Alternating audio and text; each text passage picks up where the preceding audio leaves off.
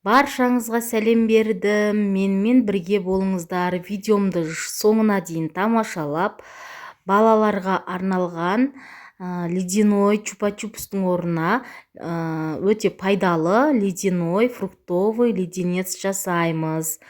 Өте пайдалы. Үйде қалып кеткен, үйде тұрған фруктовыйларыңызды алып, балаларды осындай ұсақ түйек нәрсемен қуантқанның өзі үлкен бір бақыт. Сондықтан менің арнама тіркеліп, маған қолдау көрсетіп кетіңіздер. Кірісеміз.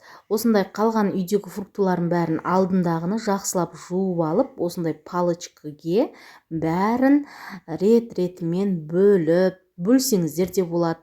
Осылай бөліп, арнайы форма болса формамен істесеңіздер де өте тіпті керемет болып кетеді. Аласыздардағыны осылай салып жасап шығасыздар. Өте керемет болып шығады. Газымызға кастрюлемізді қойып, 50 мг су құйып, 4 ас қасық шекерімізді саламыз. Мен барлық керек нәрселерді описание бөліміне жазып кетемін. Міндетті түрде көріңіздер, жасап көріңіздер, балаларыңызға сөзсіз ұнайды деген ойдамын.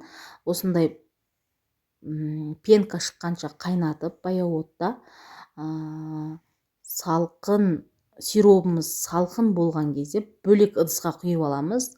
Салқын болған сиробымызды жаңағы кескіндеп бәрін дайындап қойған тоңазытқышқа салып қоямыз. Ұмыт кетіппін айтуды. Міне тоңазытқышқа салынған фруктыларымызды алып, салқын сиробымызға осылай макать етіп, батырып аламыз. Жақсылап қалыңырақ қылып батырыңыздар.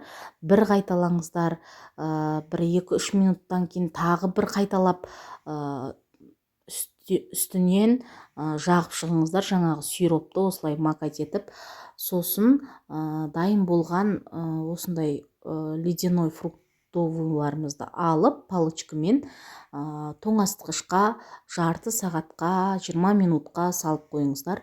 Қатады. Қатқаннан кейін жеуге болады. Міне осылай бәрін салып, тоңазытқышқа салып қойдым. Сиробымыз қатады.